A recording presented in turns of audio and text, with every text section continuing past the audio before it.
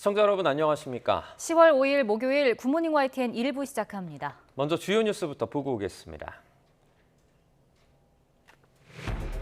서울 아침 기온이 10도까지 떨어지는 등 전국이 올가을 들어 가장 낮은 기온을 보이고 있습니다. 산간에는 올가을 첫서리가 내리고 얼음이 관측되는 곳도 있을 것으로 보입니다.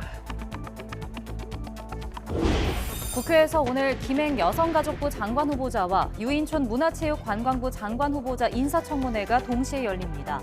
후보자 적격성을 놓고 여야 입장차가 첨예해 진통이 불가피해 보입니다. 지난 1일 중국과 아시안게임 축구 8강 당시에 국내 포털에서 중국 응원 클릭이 압도적으로 증가한 건 해외 IP를 통한 매크로 조작 때문인 것으로 확인됐습니다. 정부는 여론조작 방지를 위한 범부처 TF를 꾸려 대책을 마련하기로 했습니다. 수업 방해 학생을 교실 밖으로 내보낼 수 있는 학생 생활지도 고시 개정안이 지난달부터 시행됐지만 교사 10명 가운데 7명 이상은 현장의 변화를 체감하지 못하는 것으로 나타났습니다. 지원 인력과 학부모 인식 부족으로 실효성이 없다는 현장의 목소리가 높았습니다. 대전에 있는 다세대 주택에서 백골화된 신생아 시신이 발견돼 경찰이 30대 친모를 긴급 체포했습니다. 친모는 4년 전쯤 아이가 숨지자 무서워 가방에 넣어서 내버려뒀다고 진술했습니다. 후쿠시마 오염수 2차 방류가 오늘 오전 시작됩니다. 도쿄전력은 오염수 샘플에서 삼중수소 농도가 기준치 이하로 검출됐다며 방류에 문제가 없다고 강조했습니다. 여러 쟁점 현안을 놓고 정치권의 대치 전선이 가파른 가운데 오늘은 김행 여성가족부 장관 후보자와 유인촌 문화체육관광부 장관 후보자 인사청문회가 동시에 열립니다. 후보자 적격성을 놓고 여야 입장차가 첨예해 진통이 불가피해 보입니다. 박광열 기자입니다. 친명계 원내지도부로 재편한 뒤 사실상 첫 여야 힘겨루기를 앞두고 민주당은 두 후보자를 부적격 인사로 규정하고 임명 철회를 거듭 압박했습니다. 청문회 일정 등을 민주당이 일방적으로 정했다며 김행 후보자 청문회 보이콧 카드까지 꺼내든 여당을 향해선 후보자를 지키려는 꼼수라고 쏘아붙였습니다.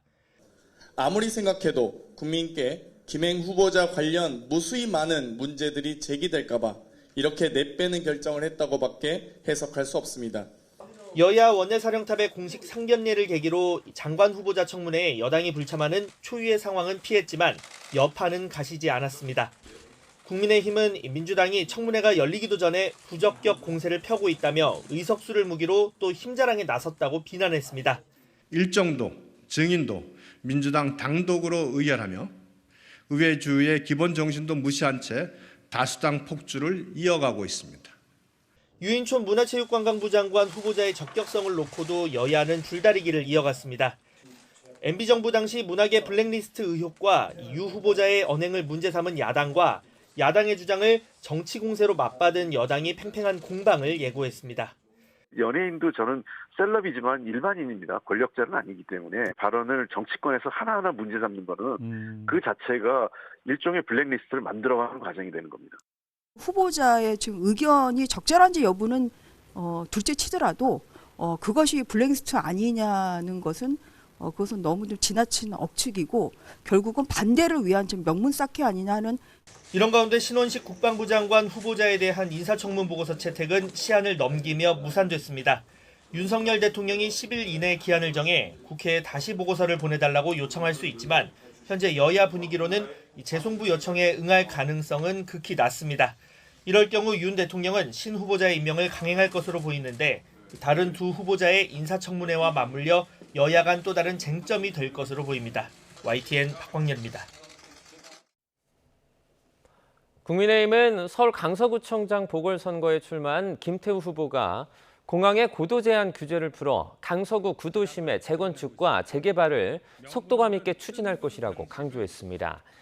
윤희석 대변인은 어제 논평을 통해 김 후보는 빌라를 아파트로 만들면서 반드시 강서구 발전을 끌어낼 것이라며 이같이 밝혔습니다.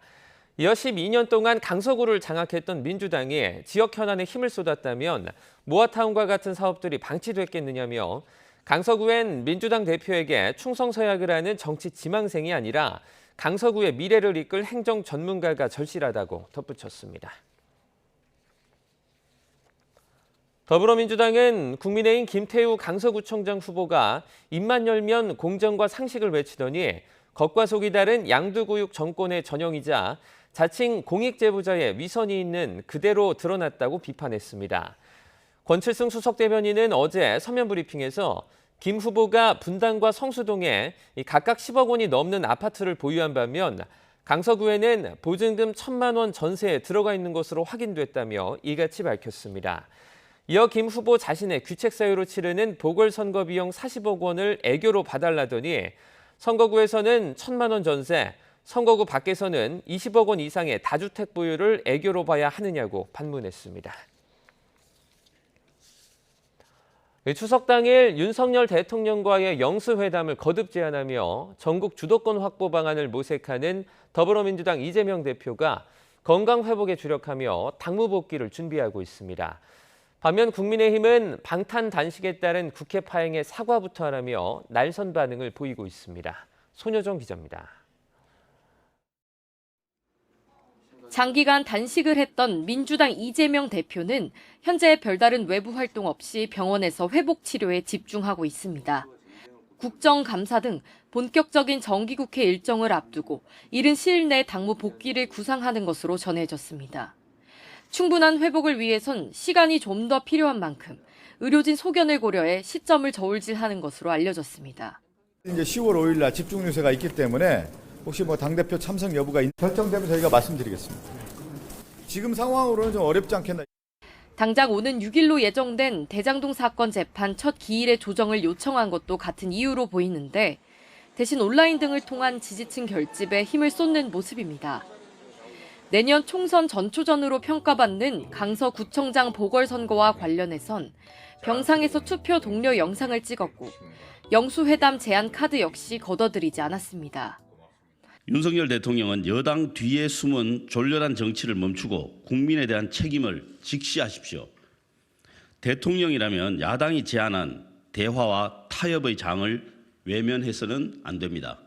국민의힘 지도부는 일제히 강서구청장 보궐선거 지원 사격에 나서며 이재명 대표와 민주당을 향해 포문을 열었습니다. 낙하산 공천을 받은 진교훈 후보와 온갖 비리 의혹이 터져 나오는 민주당은 정책도 비전도 없이 연일 김태우 후보만 공격하고 있습니다.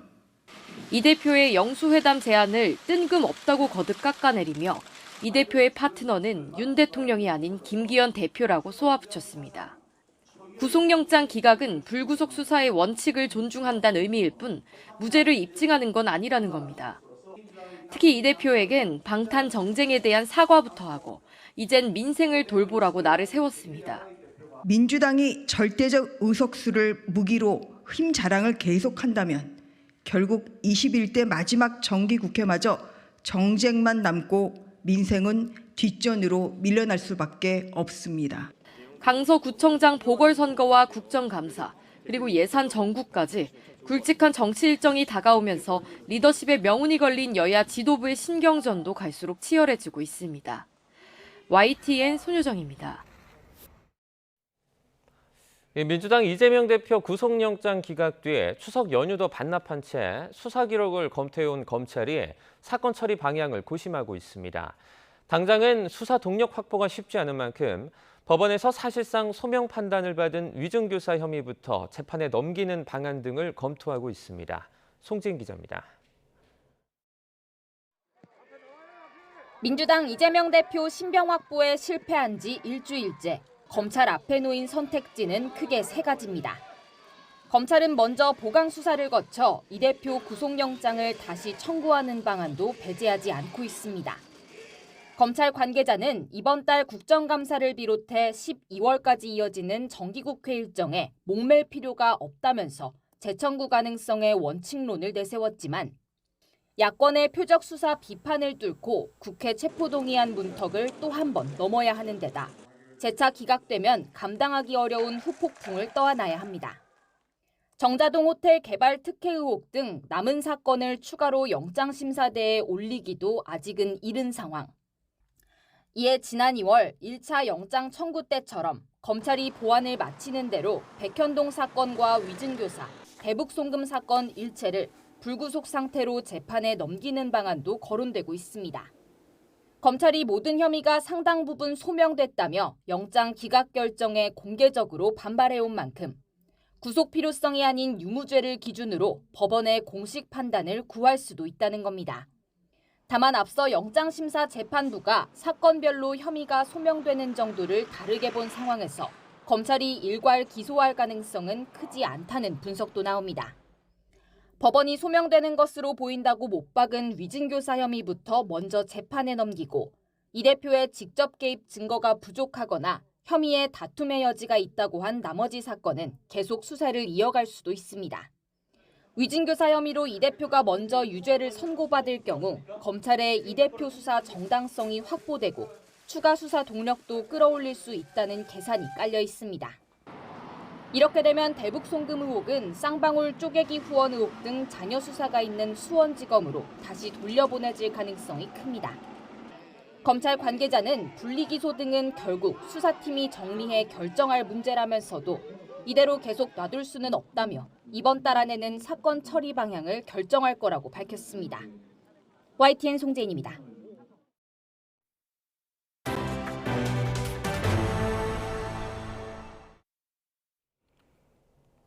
한덕수 국무총리가 국내 포털 사이트에 중국 응원 댓글이 수천만 건 쏟아진 사건에 대해 범부처 TF를 꾸려 대응하라고 지시했습니다. 해외 세력이 여론을 조작한 정황이 포착됐다는 건데 여당도 선거를 앞두고 가볍게 볼 사안이 아니라며 철저한 진상조사를 예고했습니다. 보도에 이승배 기자입니다. 발단은 지난 1일 열린 항저우 아시안게임 한국과 중국의 남자축구 8강전이었습니다. 당시 국내 포털인 다음 등에서 중국을 응원하는 비율이 한때 90%가 넘을 정도로 압도적으로 높게 나오면서 조작 논란이 불거진 겁니다. 방통위 분석 결과 의혹은 사실이었습니다. 한중전을 전후해 다음과 카카오 응원 페이지에 있던 응원 클릭 3,130만 건을 조사했는데 65%가 외국을 거쳐 들어온 것으로 드러났습니다. 네덜란드가 절반을 차지했고 일본이 15%였습니다. 가상망을 통해 우회 접속을 하거나 같은 작업을 자동 반복하는 매크로 조작 수법을 쓴 것으로 확인됐습니다. 한덕수 국무총리는 즉각 여론 조작 방지를 위한 범부처 TF를 꾸리라고 지시했습니다. 과거 드루킹 사건과 같은 일이 재발하지 않게 가짜뉴스 방지 의무를 포함한 입법과 재발 방지 대책 마련을 주문했습니다. 이동관 방통위원장은 이번 일은 공론의 장에서 건강한 생태계가 무너졌다는 의미라고 평가하며 철저한 실태조사와 엄중 제재가 필요하다고 말했습니다. 국민의힘 김기현 대표는 포털 다음이 여론 조작의 숙주 역할을 한다고 거세게 비판했습니다. 여권에선 내년 총선을 앞두고 여론 조작 시도를 우려하는 분위기입니다. 선거 기간에 민감한 정치 뉴스에 이 조작 뉴스가 동일하게 자행될 수 있는데도 네이버라든지 다음 카카오 포털들만 수수방관하고 있습니다. 대통령실도 이번 사안을 두고 국민적 우려가 제기되는 것은 타당하다고 힘을 실었습니다. YTN 이승배입니다. 북한이 최근 국내 조선업체를 대상으로 집중적인 해킹 공격을 벌인 것으로 나타났습니다. 김정은 국무위원장이 해군력 강화를 위해 함정 건조를 지시하자 우리 조선업체를 해킹해 기술을 빼내려고 한 것으로 추정됩니다. 신현준 기자가 보도합니다. 국가정보원이 국내 조선업계에 해킹 주의보를 내렸습니다. 지난 8월과 9월 북한 해킹 조직이 국내 주요 조선업체에 공격을 시도한 사례를 여러 건 포착했다는 겁니다. 주로 IT 유지 보수업체의 PC를 점거, 우회에 침투하거나 내부 직원에게 피싱 메일을 유포한 뒤 악성 코드를 설치하는 수법을 사용했습니다. 국정원은 북한 해킹 조직들이 우리 조선업체를 집중적으로 공격한 것은 김정은 국무위원장의 중대형 군항건조 지시 때문으로 판단된다고 분석했습니다. 부족한 기술력을 해킹으로 보완하려 했다는 겁니다. 앞서 김정은은 지난 8월 해군절을 맞아 해군 사령부를 방문한 자리에서 해군력 강화를 강조했습니다. 해군 무장장비 현대화 실현에 더욱 박차를 가하여 해군의 현대성과 전투 능력을 획기적으로 제고하는 데서 나서는 우리 당의 구상과 당면 과업들을 천명하셨습니다. 지난달엔 전술핵 공격 잠수함 진수식에 참석했고 러시아를 방문해서 태평양 함대를 시찰하는 등 해군에 각별한 관심을 쏟고 있습니다. 국정원은 앞으로도 주요 조선업체와 선박 부품 제조업체 등에 대한 북한의 사이버 공격이 계속될 것으로 보고 있습니다. 이에 따라 업무망과 인터넷망을 분리하고 유지 보수업체와의 원격 접속 프로그램을 점검하는 등 자체적인 보안 점검을 강화해달라고 당부했습니다. YTN 신현주입니다. 일본 도쿄전력이 원전 오염수의 2차 해양 방류를 위한 준비 작업을 모두 마치고 오늘 오전 방류를 개시합니다. 도쿄전력은 오염수 샘플에서 삼중수소 농도가 기준치 이하로 검출됐다며 방류에 문제가 없다고 강조했습니다. 도쿄에서 김세호 특파원이 보도합니다. 일본 도쿄전력이 후쿠시마 제1원전 오염수의 2차 방류를 위한 준비를 마쳤습니다. 도쿄전력은 오염수 1톤을 바닷물 1,200톤과 섞은 뒤 방사능 물질인 삼중수소 농도를 측정한 결과 기준치를 밑돌았다고 설명했습니다. 이에 따라 오늘 오전 10시 반 2차 방류 개시에 나선다고 밝혔습니다. 또 외신 대상 회견에서 희석 설비 일부 도장이 부푼 것을 확인했지만 기능들은 유지되고 있다며 2차 방류에 문제가 없다고 강조했습니다. 上流水槽に塗装の膨れが確認されておりますが、こういった知見を積み重ねながら今後しっかりとこれらの設備の維持管理に努めていきたいと考えております。 2차 방류는 1차 때와 마찬가지로 17일 동안 7,800톤가량의 오염수를 바다로 흘려보냅니다. 일본 정부는 오염수 방류가 바다 등 주변 환경에 영향을 미치지 않는다고 거듭 강조합니다. 水産物に影響のない状況で放出が行われたというのが私の認識です。これからもですね、しっかりモニタリングをしていく。 하지만 8월 한 달 일본의 중국 어패류 수출량은 지난해 같은 기간보다 75% 이상 급감했고 소문 피해도 100억 엔에 달하는 것으로 추산됩니다. 여기에 러시아도 일본산 수산물 수입 금지를 검토하며 오염수 감시를 위한 전담 조직을 구성해 중국과 함께 일본을 압박하는 모양새입니다. 후쿠시마 오염수 2차 방류 이후 일본과 중국 등 주변국들과의 갈등이 더욱 확산하고 일본 어업에 미칠 충격파가 장기화될 가능성을 배제할 수 없을 것으로 보입니다. 도쿄에서 YTN 김세호입니다. 서울 강남의 이른바 빅3 입시학원과 일타 강서로 불리는 유명 학원 강사들이 수능 출제진에 거액을 주고 문제를 거래한 혐의로 경찰 수사를 받고 있는 것으로 확인됐습니다. 교재 집필진의 경력을 허위 기재하거나 수강생의 대학 합격 성과를 부풀린 학원들도 공정거래위원회의 제재를 받게 됐습니다. 신지원 기자입니다. 교육부는 지난달 수능이나 모의평가 출제에 참여했던 현직 교사 20여 명이 수천만 원을 받고 사교육업체에 문제를 팔았다고 밝혔습니다. 그러면서 문제를 판 교사는 물론 이를 사들인 학원들에 대해서도 경찰에 수사를 의뢰했습니다. 교사와 문항 거래를 한 사교육업체 등 21곳에 대해서도 청탁금지법 위반 혐의로 수사 의뢰가 함께 이루어질 것입니다. 수사 의뢰된 사교육업체 21곳 중에는 메가스터디와 대성학원, 시대인재 등 이른바 빅3로 통하는 대형 입시학원이 포함됐습니다. 또 유명 수학 강사 현우진 씨 등 이른바 일타 강사들도 수사 대상에 올랐습니다. 모두 출제위원 경력이 있는 교사들에게 돈을 주고 산 문제로 킬러 문항이나 쪽집게 교재를 만들어 판매한 혐의를 받고 있습니다. 대형 학원들의 부당 광고 사실도 확인됐습니다.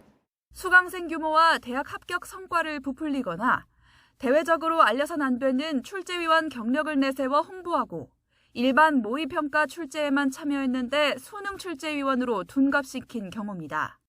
특정 기준을 충족하면 교재비나 수강료를 환급해줄 것처럼 광고해놓고 실제로는 더 까다로운 조건을 제시해 수강생을 기만한 학원도 적발됐습니다. 공정거래위원회는 이 같은 법률 위반이 확인된 학원 9곳에 대한 제재 절차에 착수했습니다. 사교육 카르텔에 관한 범정부 조사가 석 달째 이어지고 있는 가운데 올해 수능을 앞두고 대형 학원에 대한 법적 조치와 행정 처분이 잇따를 전망입니다. YTN 신지원입니다. 수업 방해 학생을 교실 밖으로 내보낼 수 있는 학생 생활지도 고시 개정안이 지난달부터 시행됐지만 교사들은 현장의 변화를 체감하지 못하는 것으로 나타났습니다.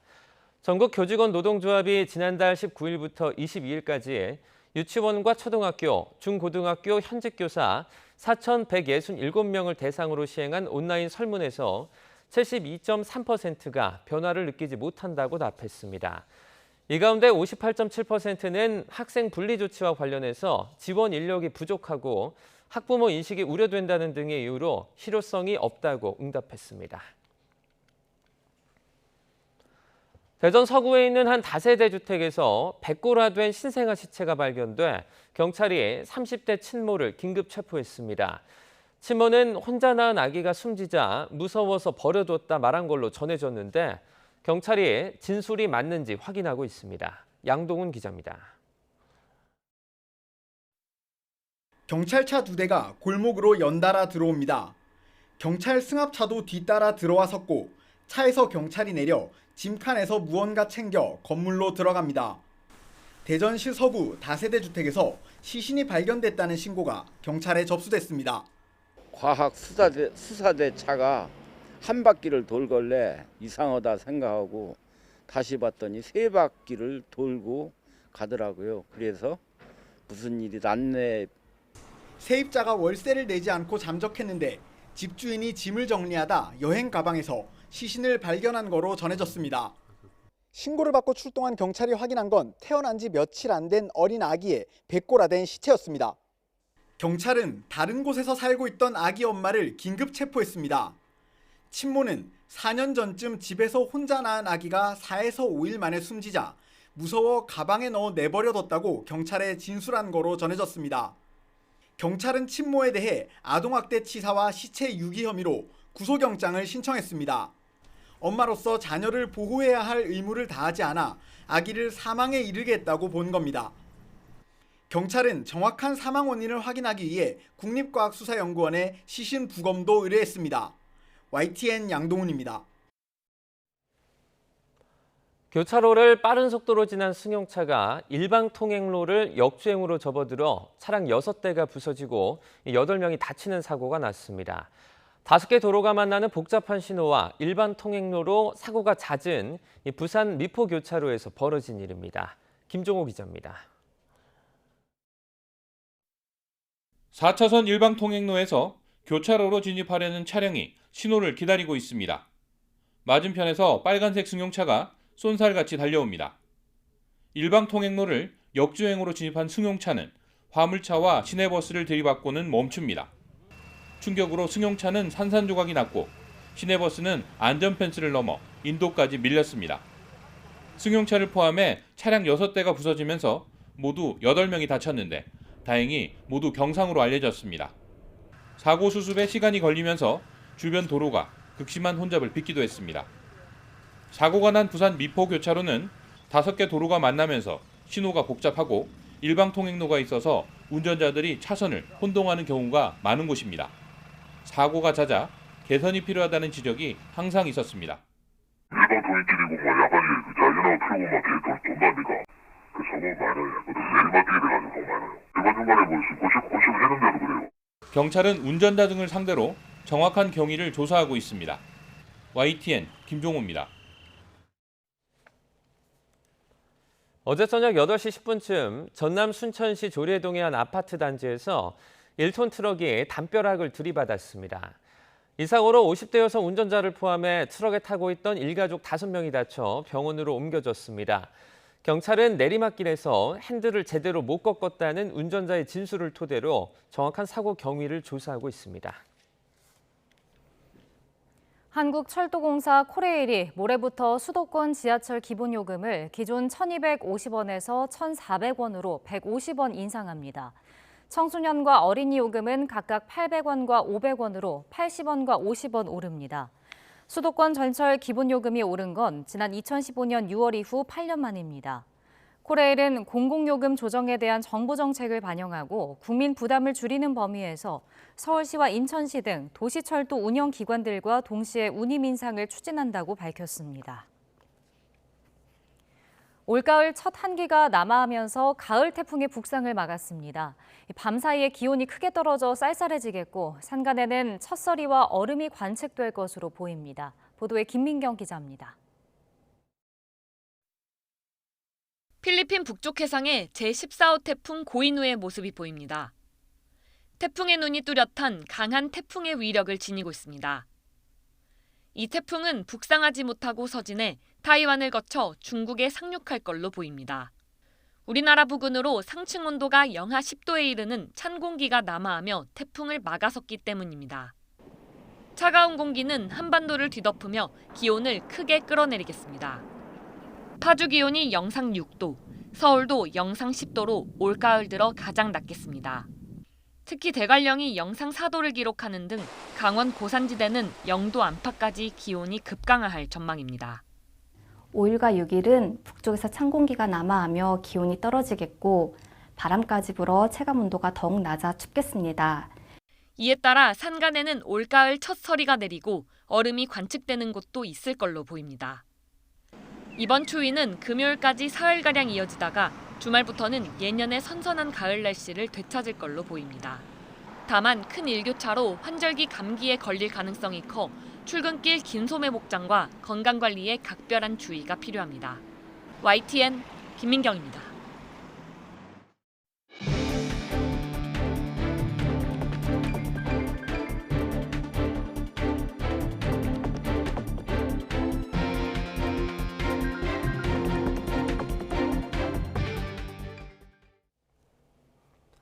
김명수 전 대법원장 퇴임 이후 사법부 수장 공백이 계속되는 가운데 민주당은 이균용 신임 대법원장 후보자의 적격성을 문제 삼으며 임명 동의안 부결에 힘을 싣는 분위기입니다. 국민의힘은 거대 야당이 의석수를 무기로 폭주를 일삼고 있다고 강하게 반발했습니다. 이준엽 기자의 보도입니다. 추석 연휴 뒤 열린 첫 의원총회에서 민주당은 애초 예상과 달리 이균용 대법원장 후보자 임명 동의안에 대한 부결 당론을 채택하진 않았습니다. 대법원장 공석에 대한 우려를 고려해 본회의 표결 직전까지 좀 더 숙고의 시간을 갖기로 했습니다. 물론 재산신고 누락 등 인사청문회 과정에서 불거진 부적격 의견에 대한 당내 전반적 기류가 바뀐 건 아닙니다. 전원일치로 매우 부적절한 인사다. 이런 의견 일치를 보았다는 보고를 해주셨습니다. 그래서 이제는 단호하게 국회가 해야 할 일을 해야 할 때다. 사법부 수장 공백 책임에 대한 비판 여론을 고려해 당장 결론을 내진 않았지만 당 차원에서 반대표를 던질 가능성이 여전한 겁니다. 장관 등 국무위원과 달리 대통령이 대법원장을 임명하기 위해선 국회의 동의가 반드시 필요한 상황. 과반 의석을 점한 민주당이 부결로 방침을 정하면 재적의원 과반, 출석의원 과반이라는 임명동의안 가결 요건을 충족할 수 없습니다. 윤석열 대통령 입장에선 새 대법원장 후보자를 물색해야 한다는 얘기입니다. 그만큼 대법원장 자리가 비어있는 기간이 늘어날 수밖에 없는 건데 여당은 이를 고리로 비판 수위를 끌어올렸습니다. 헌정사상 초유의 대법원장 장기 공백이 민주당이 말하는 민생이냐며 또 의석수로 힘자랑하고 있다고 날을 세웠습니다. 특히 이재명 대표의 대장동 사건 재판과 수사 중인 백현동, 대북 송금 사건 등을 거론하며 사법부를 길들이려는 것 아니냐고 쏘아붙였습니다. 현재 진행형인 이재명 대표의 사법 리스크가 이제 재판 리스크로 현실화되고 있는 상황에서 사법부 수장의 공백은 참으로 공교롭기까지 합니다. 국민의힘은 대법원장 임명동의안이 부결될 경우 전원 협의체 판결과 차기 대법관 후보자 제청 등 민생과 직결된 사안의 차질도 불가피하다고 여론전을 강화하고 있습니다. 반면 민주당은 제대로 된 사법부 수장이 임명되지 않았을 때 폐해가 더 크다는 입장이라 양측이 접점을 찾는 건 쉽지 않아 보입니다. YTN 이준엽입니다. 윤석열 대통령은 북한의 핵미사일 능력이 고도화되고 가짜뉴스와 허위선동으로 민주주의가 흔들리는 등 우리의 안보가 안팎으로 위협받고 있다고 진단했습니다. 특히 종전선언과 유엔사 해체 주장 등을 가짜 평화론이라며 조목조목 짚어 눈길을 끌었는데요. 윤 대통령의 발언 들어보겠습니다. 안보리의 대북 제재를 선제적으로 풀어야 한다. 남침 억지력의 중요한 기능을 하는 유엔사를 해체해야 한다. 종전 선언을 해야 한다. 대북 정찰 자산을 축소 운영하고 한미 연합 방위 훈련을 하지 않아야 평화가 보장된다는 가짜 평화론이 지금 활개치고 있습니다. 올바른 역사관, 책임 있는 국가관, 명확한 안보관으로 자유, 평화, 번영의 대한민국을 우리 모두 함께 만들어 갑시다. 윤석열 대통령이 파독근로 60주년을 맞아 파독근로자들을 초청해 오찬을 가졌습니다. 윤석열 대통령은 어제 파독 광부와 간호사, 간호조무사 240여 명을 초청한 자리에서 대한민국이 눈부신 성장을 하는 과정에 파독 근로자들의 땀과 헌신이 큰 역할을 했다며 국가 이름으로 예우하고 기억하겠다고 격려했습니다.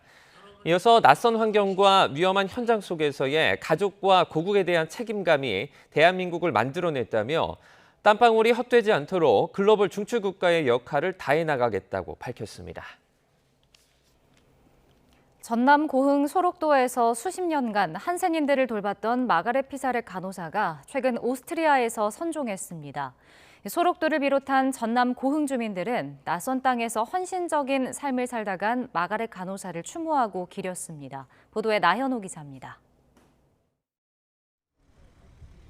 분향소에 추모의 발걸음이 이어집니다. 전남 고흥 소록도에서 39년 동안 한센인들을 돌봤던 마가렛 피사렛 간호사의 넋을 위로하는 행렬입니다. 자기 걸 모든 걸 다 희생하면서 우리나라의 한센병 환자들을 위해서 애쓰고 가셨다는 부분에 대해서는 정말 두고두고 잊지 않아야 될 그런 부분이라고 생각을 합니다. 고 마가렛 간호사는 지난 1966년 소록도에 들어와 돈 한 푼 받지 않고 한센병 환자들을 치료했습니다. 그러다 지난 2005년 건강이 나빠지자 부담을 주기 싫다며 함께 일해온 마리안느 간호사와 함께 호련히 소록도를 떴습니다. 이후 오스트리아에서 요양하다가 최근 대퇴골이 부러져 수술을 받다가 숨을 거뒀습니다. 대한민국의 인권의 사각지대 사람들에게 오셔서 그분들이 엄마가 돼주고 또 누나도 돼주고 또 언니도 돼주고 동성도 돼주고 하는 걸 통해서 인간성의 가장 아름다운 모습을 보여주신 분들. 고인이 헌신적으로 한센병 환자들을 치료하던 어린 사슴 모양의 섬 고흥 소록도. 마가렛 천사의 선종 소식에 섬 전체가 깊은 슬픔에 잠겼습니다. 한결같이 따뜻하고 살갑게 환자를 대하며 맨손으로 상처를 치료해주던 모습은 마을 주민들에게 깊이 각인돼 있습니다. 여기서 우리한테 소록도에서 가장 고마우신 분이고 우리가 기억해야 할 분이라고 생각합니다. 우리를 사랑으로 보살펴 주신 분이죠. 두 외국인 간호사가 기거했던 숙소는 청빈했던 삶이 그대로 드러나 있습니다. 차별받는 사람들을 위해서, 소외되는 사람들을 위해서 자신을 희생하셨듯이 우리 군에서도 고인의 숭고한 뜻을 기려서 소외되고 차별받는 사람이 없도록 든든한 복지를 실현해 나가도록 해야 되겠다, 이런 각오를 다집니다. 소록도의 천사 마가렛 간호사는 세상을 떠났지만 그녀가 평생 불어넣은 온기는 여전히 소록도와 한센병 환자들을 따뜻하게 하고 있습니다. YTN 나연호입니다. 서울시가 신촌 연세로에 한시적으로 해제했던 대중교통 전용지구를 다시 운영하기로 했습니다. 하지만 지역 상인과 자치구가 강하게 반발하고 나서면서 당분간 갈등이 이어질 것으로 보입니다. 김태원 기자가 다녀왔습니다. 500m 남짓한 왕복 2차선 서울 신촌 연세로입니다. 지난 2014년 서울시가 대중교통 전용지구로 지정해 버스가 아닌 승용차나 택시 등 일반 차량은 통행이 금지되어 왔습니다. 하지만 상권 매출에 타격을 준다는 상인들 지적이 꾸준히 이어져 왔습니다. 이런 이유로 서울시는 지난 1월 지정을 한시적으로 해제했고 지난달에 최종 폐지 여부를 결정하기로 했습니다. 그런데 서울시가 최근 최종 판단을 내년 6월로 미루면서 찬반 갈등이 수면 위로 떠올랐습니다. 서울시 측은 전용지구 해제가 상권 활성화에 도움이 됐는지 분명치 않아 추가 검토가 필요하다는 입장입니다. 또 이번 달부턴 약속한 기간이 끝났으니 당연히 전용지구로 돌아가는 게 맞는다는 겁니다. 하지만 서대문구와 지역 상인들은 실제로 해제 기간 동안 매출이 증가하는 등 효과가 있었는데도 아무런 협의도 없이 서울시가 전용지구를 강요한다며 반발합니다.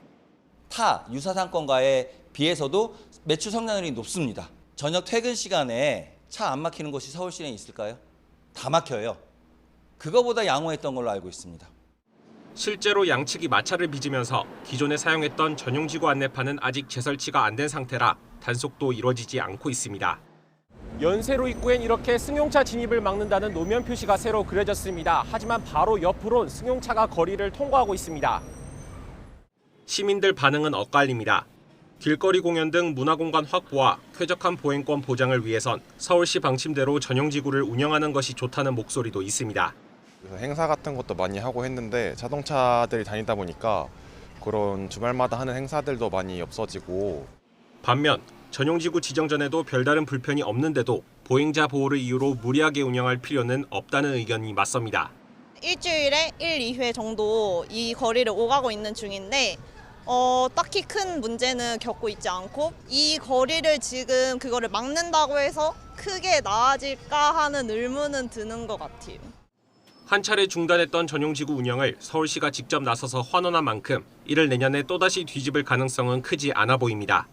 하지만 지역 상인들과 자치구가 강하게 반발하는 상황에서 위반 차량 단속 등 실제 운영까지는 당분간 차질이 예상됩니다. YTN 김태원입니다. 10월 5일 목요일 미리 보는 오늘입니다. 오늘 국회에서 김행 여성가족부 장관 후보자와 유인촌 문화체육관광부 장관 후보자의 인사청문회가 동시에 열립니다. 김 후보자의 인사청문회에선 과거 박근혜 정부 청와대 대변인으로 일했던 후보자가 공동 창업한 회사 지분을 처분하는 과정에서 이른바 주식 파킹을 했다는 의혹 등이 쟁점이 될 전망입니다. 이명박 정부에서 문체부 장관을 지낸 유 후보자 인사청문회에선 문화예술계 블랙리스트 관련 의혹을 두고 여야가 첨예한 공방을 벌일 것으로 예상됩니다. 일본 도쿄전력이 오늘 오전 10시 반부터 후쿠시마 제1원전 오염수 2차 해양 방류를 개시합니다.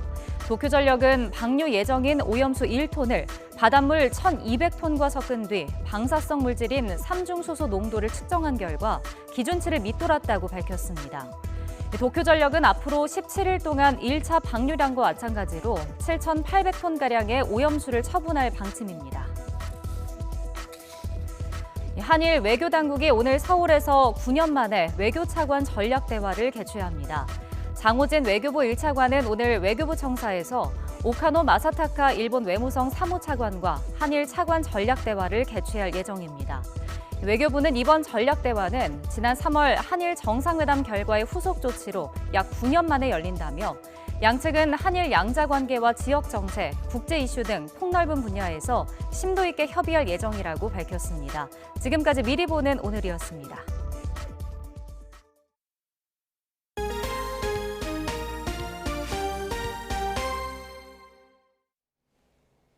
아시아 최대 영화제 제28회 부산국제영화제가 개막식과 함께 열흘간의 축제를 시작했습니다. 내부 갈등으로 이사장과 집행위원장이 없이 치러지는 초유의 사태를 맞았지만 국내외를 대표하는 영화인들이 부산을 찾아 성공적인 영화제를 응원했습니다. 홍상희 기자입니다.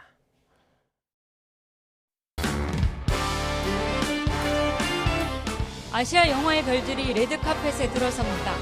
개막식장을 가득 채운 관객들에게 미소를 보내며 화려한 영화 축제의 시작을 알립니다. 공석인 이사장과 집행위원장을 대신해 송강호 배우가 레드카펫 호스트를 맡아 국내외 손님을 맞이했습니다. 올해 아시아 영화인상 수상자인 영원한 큰형님 주윤발 배우도 넉넉한 미소로 영화제를 축하하며 관객과 함께 자신의 모습을 사진에 담기도 했습니다. 多謝所有韓國朋友一直對我嘅支持同埋愛護，多謝。I'm so happy. 감사합니다. 사랑해요. 이주영 배우와 호흡을 맞춘 노갸의 판빙빙 배우와 처음으로 부산국제영화제 개막식 단독 진행을 맡은 박은빈 배우가 들어서자 환호가 울려 퍼지기도 했습니다. 지난 5월 인사 논란 등으로 초유의 위기를 맞게 되면서 올해 부산국제영화제의 규모는 예년에 비해 다소 축소됐습니다.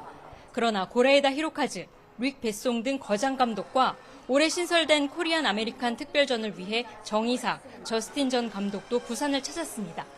액터스 하우스에서는 윤여정, 한효주, 존조, 송중기 배우가 참석해 연기와 작품의 솔직한 이야기를 나누고 야외 무대 인사와 오픈 토크를 통해 한국을 대표하는 배우와 감독이 관객을 직접 만납니다. 제가 평소에 되게 영화 같은 거 좋아하는데 이번 기회를 통해서 부산국제영화제를 보게 되어 영광입니다. 송강호 배우님도 보고 싶습니다. 개막작 한국이 싫어서를 시작으로 폐막작 영화의 황제까지 69개국의 초청작을 포함해 모두 269편의 영화가 부산 곳곳을 수놓습니다. 위기를 딛고 닻을 올린 제28회 부산국제영화제는 앞으로 열흘 동안 시네마 천국을 이어갑니다. 부산에서 YTN 홍상입니다. 태국 수도 방콕의 고급 쇼핑몰에서 발생한 총기 난사 사건의 10대 용의자가 공포탄 전용 총기를 개조해 범행에 이용했다고 현지 경찰이 밝혔습니다. 로이터 통신 등 외신에 따르면 태국 경찰청 고위 관계자는 이번 사건 용의자가 공포탄만 쏠 수 있도록 설계된 총기를 개조해 실탄을 장착할 수 있게 했다고 말했습니다. 경찰은 용의자가 정신질환 관련 치료를 받아왔으며 사건 당일 처방약을 복용하지 않았다고 전했습니다. 앞서 용의자인 14살 소녀는 현지 시간 3일 오후 4시 30분쯤 방콕 시내 시암 파라곤 쇼핑몰에서 총기를 난사했습니다. 오늘 아침 출근길에는 옷차림에 신경 써주셔야겠습니다. 북서쪽에서 찬 공기가 남하하면서 날이 급격히 쌀쌀해졌는데요. 현재 서울 기온은 11.1도로 올가을 들어 가장 낮은 기온을 기록하고 있고요. 낮 동안에도 19도에 머무는 등 종일 쌀쌀함이 감돌겠습니다. 오늘은 전국이 대체로 맑겠습니다. 다만 일부 지역에서는 올가을 들어 처음으로 물이 얼거나 서리가 내릴 가능성이 있고요. 서해안을 중심으로는 초속 20m 이상의 매우 강한 바람이 불겠습니다. 현재 기온 살펴보겠습니다. 현재 서울 기온 11.1도, 대전 13.6도, 대구는 15.9도를 나타내고 있습니다. 낮 기온은 어제보다 4에서 5도가량 낮겠습니다. 오늘 서울 한낮 기온 19도, 광주 20도, 부산은 22도가 예상됩니다. 내일까지는 예년보다 쌀쌀한 날씨가 이어지겠고요. 당분간 맑고 일교차큰 전형적인 가을 날씨가 계속될 전망입니다. 지금까지 날씨 정보였습니다. 굿모닝 YTN 1부 마칩니다. 잠시 후 2부가 이어집니다. 시청해주신 여러분 고맙습니다.